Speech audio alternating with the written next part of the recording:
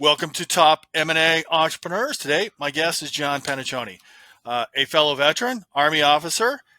He co-founded a company called LogicBay. It's a partner CRM software system, and then he sold that to a PE firm investor, and he's got some interesting takes on what participating preferred is. And then he launched Folla Capital. You can see it on his shirt. It is a registered SE broker-dealer with the ability to raise money, and we're here to talk about how he can help SMB buyers raise 100% of the money, no money out of the buyer's pocket, to buy a business. So welcome to the show, John. John, great to be here, and I'm privileged to be here, so thanks for having me. Yeah. So we got to go back. You and I have talked a long time about this LogicBay and this participating preferred, and your take on it, or your definition of participating preferred. For my audience, I need them to hear what your definition is. Well, generally speaking, it's a set of rights for equity investors so that they kind of have a preferred position at first, which usually accrues a dividend, and they're first in the order to get paid upon liquidation. And then a participating preferred is that, plus after they've been paid their accrued dividend and paid first, they participate in what's left at some percentage ownership that they bought when they invested the first time. So it's a great deal for equity investors, but a lot of us, when we first start out, me included, don't know what we're getting into sometimes when we get into the details of those types of deals, and other rights those investors tend to have in addition to that. Step up. The hard way, yeah. Coupons, all kinds of stuff. Liquidation rights, yeah. A lot of kinds of Yeah. Yeah. Put all right, options, so call options, all that stuff. Oh, yeah. I do have to ask you a question. I didn't ask you. Why, after starting this company, why did you start a broker-dealer company? Long story short, we were a software company, as you said. So we were in the B2B space, and I needed to raise money. So like many companies, and I owned the company for 17 years before we sold it. So during that 17 years, we always had working capital challenges, growth capital challenges. I pulled every rabbit out of every hat that I could find. And one of the rabbits was coming along in 2012 called crowdfunding. And I was watching that in 2010, 2012. So when it got passed as part of the Jobs Act here in North Carolina, they had a state program. And I was going to use it to raise capital for LogicBay. And that's how I got kind of up to speed on the basics of it. And then I went to the Secretary of State's office one day for a meeting as soon as the state passed their program, and sat around this big table in the Secretary of State's office. I said, I want to raise money. She goes, well, you'll be the first one. I'm like, great. And they say, what? We got good news and bad news. And I said, what's the good news? I said, well, you can raise money now. I'm like, great. What could possibly be the bad news? And they said, well, you have to use a state-approved software platform, and we don't have one yet. So on my 2-hour drive back from Raleigh, I realized we were a software company. Long story short, we ended up being the first and I believe only software platform that was approved for crowdfunding. So we started to do crowdfunding for some North Carolina companies. That's how I got into it. Sold that company, LogicBay. And one thing I asked not to be involved in the sale was this piece of the software. And that's what kind of rolled into Folla Capital. Yeah, that was a completely different interest, which you could easily separate. Yeah. Right. Yeah. So let's talk about this new offer. The reason you and I keep talking is because I like to help people buy their first business. And one of the biggest challenges is raising the money, whether it's the down payment and or the bulk of it, which being a SBA 7A loan. But specifically, if you're find a great business, HVAC as an example, it's a $3 million business and they're asking for 10%. A lot of people don't have $300,000, whether it's equity in the house, HELOC, or sitting in their IRA. So that's why we're here to talk about this new program you got. And look, I understand this is kind of proprietary, so keep it, what we can do and the specific of who you're looking for to help.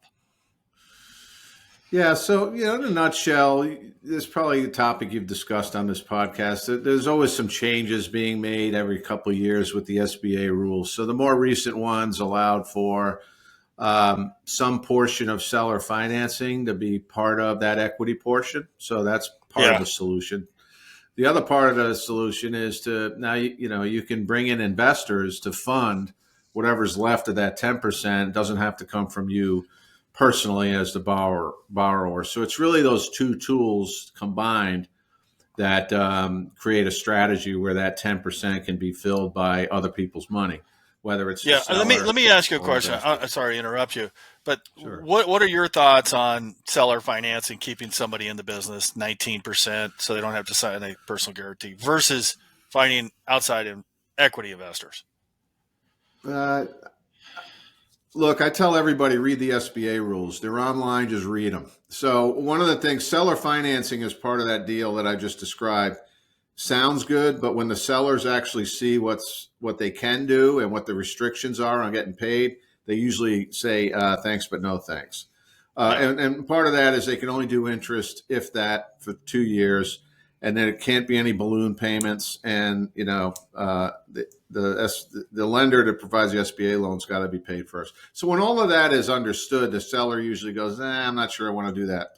What I'd suggest people do is don't buy 100% of the company. Buy 90, or I got one deal right now where we're doing this. We're going to buy 90% of the company. The owner retains 10%, and you can almost pay that off like a seller note, but because it's not debt, it's not treated under the rules the same way that I just described. So I don't want to get in the weeds on that, but there's ways to deal with seller financing as part of the solution. So how are you using your Folla Capital to help somebody raise the down payment to do this? So, this is the reason I'm bringing this to the forefront is just that, this is a complete new asset class. Like going out to investors, I need help to, from a Main Street investor to raise the down payment to purchase a Main Street business. Yeah, so we're a broker dealer. So our core business is raising capital under several different SEC exemptions, more commonly known as Reg Ds, and there's several types of those, and Reg CF, which is crowdfunding, and technically we can do Reg As, but we haven't done any of those yet. So mostly Reg D and Reg CF exempt offerings are, you have to follow the rules. And again, these are online too. You can go to the SEC and read about them. But because we're registered with the SEC, we can actually facilitate these capital raises. So kind of our secret sauce is we can actually exercise what I just said as a broker dealer and help our clients raise capital during the due diligence phase on a path to buying a company, and actually sometimes raise a lot more than 10%, by the way. So you're actually financing less. And the terms of that capital can be all kinds of things, but we usually tailor the terms of that capital to behave nicely with an SBA loan, and I won't get into the details on that. So the bottom line is we can raise capital because we're a broker dealer, and we've templatized a lot of what you need to raise capital under the rules, like an operating agreement, for example. We can talk about that. So when we have somebody on a path to trying to close and close within 90 days, we've got a templatized approach to help that person raise capital legally to get the deal done.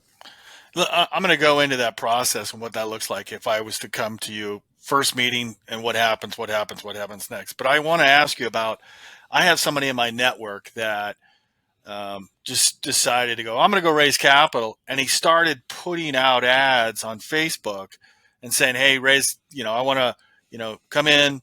You can be an investor. We're going to get a, 50% return, blah, blah, blah. How bad is that to the SEC? That's really bad. What the guy's doing, he's selling a security. Yeah. And, he's not in a position to do that. So he's either got to go to a securities attorney or a law firm that, because of their regulations that govern law firms, a securities attorney can help him raise money.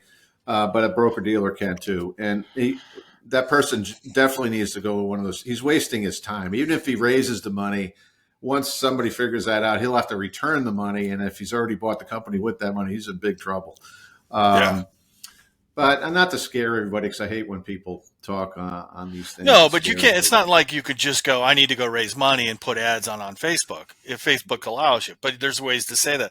So he needs to go through the entire process, file a Reg D, and then have an attorney, SEC attorney, with a private placement memorandum, subscription agreement, and everything else in place before he starts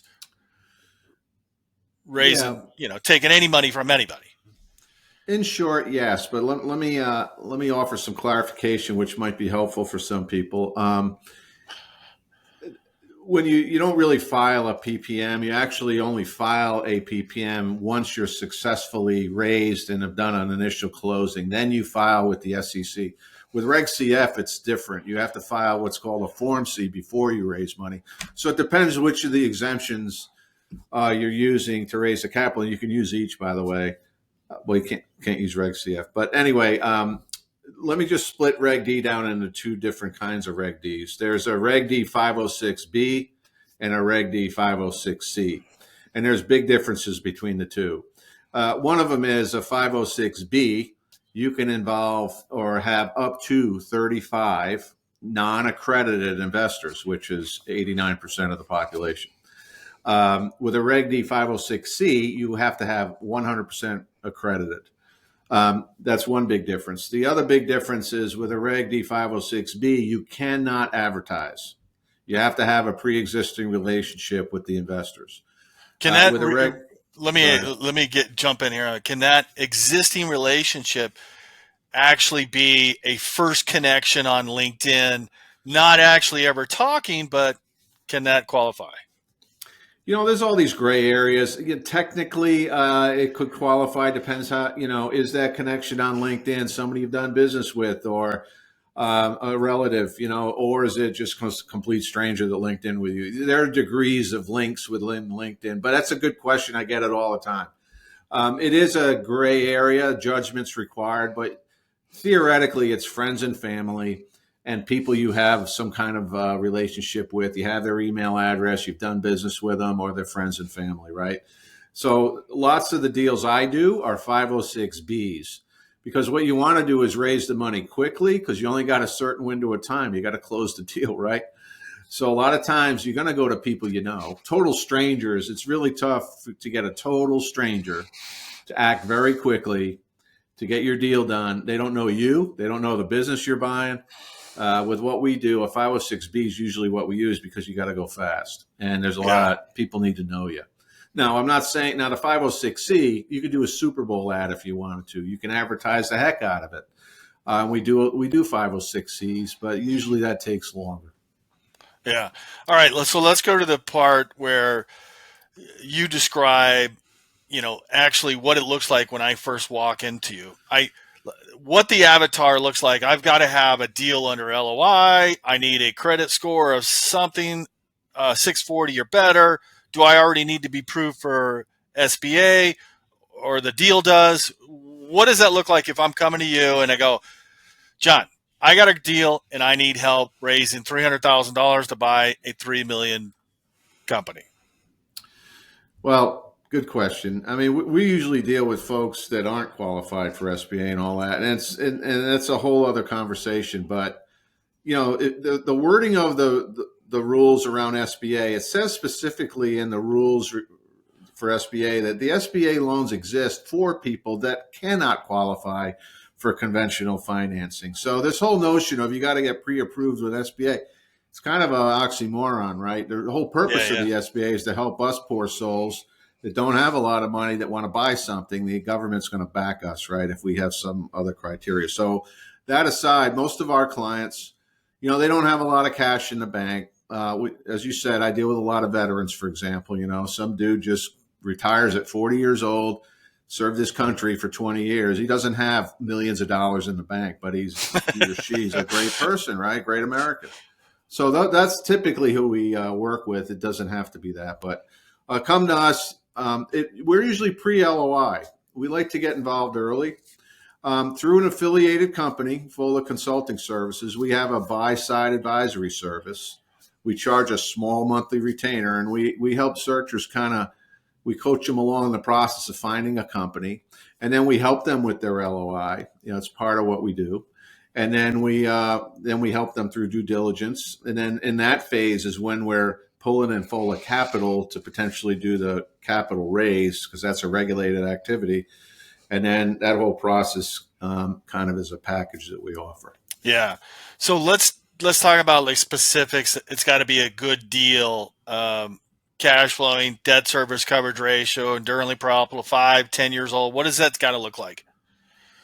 It can look like anything. What we do is reverse engineer the deal. And I don't know why more people don't talk about this. So, the standard is, my valuation's X, right? That's what the seller says. Our advice to buyers is early in the process, doesn't matter what X is. What you want to do is get an LOI signed. It's non-binding. And then what we do is reverse engineer the price. So what we do is we model the business in a typical modeling spreadsheet, right? And what we want to do is determine, given the purchase price and the carve-outs and the add-backs, go through that exercise, what is the debt service coverage ratio that we're going to take to the bank? And if it's too low, the price is too high. If it's in a zone with some margin above 1.15, which is the SBA hurdle, some banks have higher hurdles, but let's just use 1.15. If it's way above that, we know that it's a reasonable price, okay? So that's a big check that we do, and then that exercise serves us well when we go into due diligence and kind of prove our assumptions about that model. So that's kind of our process. There's been a number of times we've emailed that same analysis back to the seller and said, you're way out of whack, dude. But here's what we're willing to buy. You can't argue with reasoning, right? They're looking at their own numbers, and, Yeah. I'll get into it, but that's kind of our process. Is there any businesses in the buy box or outside the buy box it's not going to do? Like, if it's 100% service-based business, key man risk, or industries like,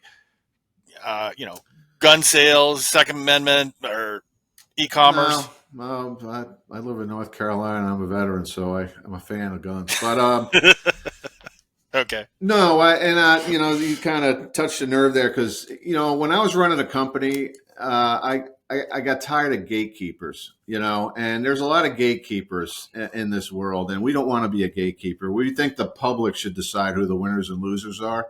So we like to say we facilitate a process. We don't really say no to anybody or any kind of idea. That's not our role to judge people or their ideas. So we facilitate a process and let the public decide whether it's successful or not. So yeah. I feel pretty strong about that. So you get a deal, guy comes in and he needs $300,000 and he's not approved for the SBA loan yet. You're going to help package this deal together. And then when you go out for $300,000 to your network, what does those terms look like to the investor? What are you looking for? Is it back to the, participating preferred? Is it rev share? Is it common? Is it, what is it?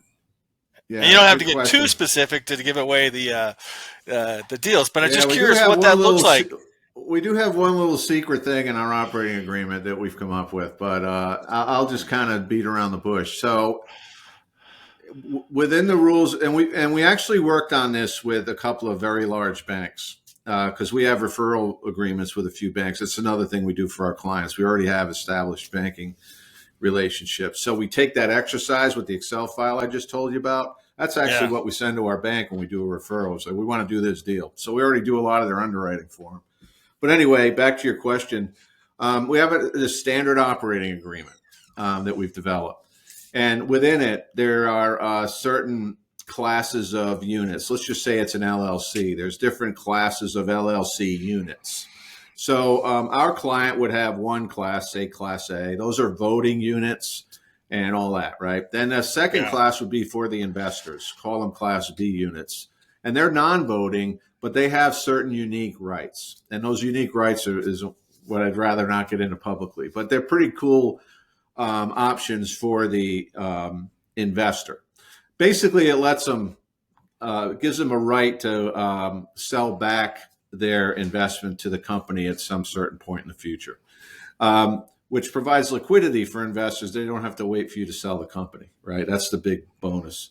So then, then those rights are defined in the operating agreement that they could convert to another series of units later on at the discretion of the investor. And I'm going to stop there, but basically the operating agreement has this canned set of rights for the investor. And that's what we kind of try to sell to the investors. Like, look, if you invest in my deal, here's how it starts out. At this point, you can make a decision, whatever you want to do. You can stay in the deal or you can get out. And that's the deal, kind of. And it's all written up in this operating agreement. Earlier you said you're looking for pre-LOI, and sometimes these guys, buyers, go to the business and they don't have, they don't have a net worth of $5 million, though, so they need proof of funds. Do you help with that? Nope. We just assume you broke. And well, I mean, to proof of funds to the broker selling the business, and they go, well, dude, I don't see you having a business. How are you going to raise that money?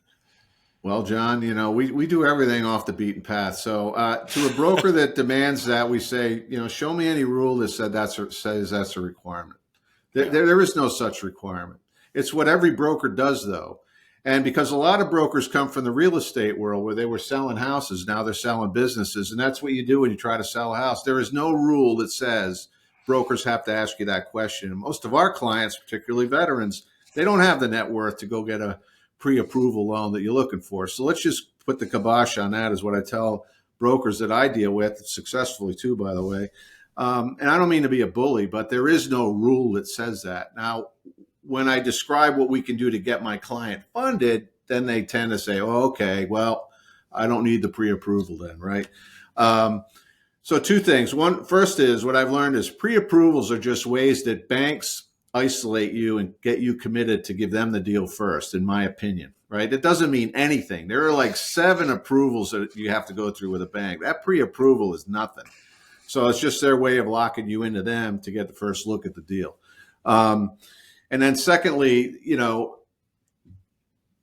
what I try to advise clients with is don't even wait till there's a broker involved.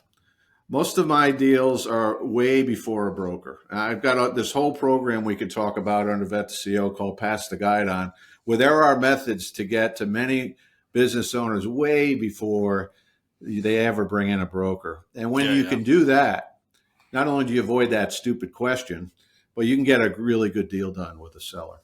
Yeah. It's fair. Now you touched on credit scores, and like, what if these guys come to goes like, oh, I got 630. I did pretty crappy job of saving money or getting in debt. That because a big portion of the acquisition is going to have to be with some kind of SBA lender, and they're going to look for 640 to 680 at minimum. Yeah. Well, none of this is easy, by the way, but there's basically 3 ways to buy a company, right? Method number 1 is all cash. You're talking private equity, VC. You got to be loaded to pay cash for a business. And if you're competing with a cash buyer, you're going to lose. Back to that, the SBA, hey, they don't have the greatest score. You're going to, make sure they have the 640 to 680 or what? Yeah, so what I was saying is there's 3 kinds of ways to buy a company. The cash, which most of my clients aren't, they wouldn't be clients if they had the cash to buy the business. Right, they're not going to come to you to raise money unless but from a seller's perspective, they're the favorite. You can't compete with cash buyers. So the second one is SBA loan leveraged buyer, right? So that's usually what we're talking about here. And yes, you have to have a minimum credit score. It's in the SBA rules. So you're not getting around that one. So if you got a poor score, the third option is a potential for you, and that's when you raise 100% of the amount you need to buy the business. Now, in those deals, what you want, and I just got off the phone with someone that fits this category, you want to find a seller that's willing to do a whole honking chunk of seller financing, maybe even up to 100%. We've done a couple of those, right? So when you have a seller that's, for whatever reasons they want to or can, are willing to act as your bank, those are great. So your credit score really doesn't matter at all in those circumstances. And then whatever shortfall you have, we can raise capital for, because credit scores are irrelevant when you they're relevant, but I mean, they're not critical to raising capital as they are a requirement at a bank. You just have to have a good opportunity for the investors that you're going to go out to in your network. And yeah, and you said the key words there, in your network. So if anybody tells you, hey, I got a database of investors with their checkbooks out and they're just waiting to cut a deal for a total stranger, and please, I think they'll find you attractive. Run like hell, because that's not how it works, man. Raising capital is hard. It has to be done within the rules. And it's usually, if you look at the stats, you have some kind of relationship. Now, with veterans, for example, I served in the Army. I think you did too, right? So some other Army dude in Oregon might like to stroke me a check because, we served in the same unit or something, right? Folks in minority and women-owned businesses have the same kind of affinity. So that's where you're going to get your investors. Outside your friends and family, your affinity group might support you, and that's the bet, right? So to run a campaign to raise money, you're going to have to do a lot of hard work and kind of beat the bushes in those areas. Well, I like this opportunity. There's a couple other people kind of coming out doing these things, and it just gives more opportunities for, buyers who don't have the capital to purchase a company from all these other, sellers that are, growing old and wanting to sell. So just a bigger opportunity. Yeah.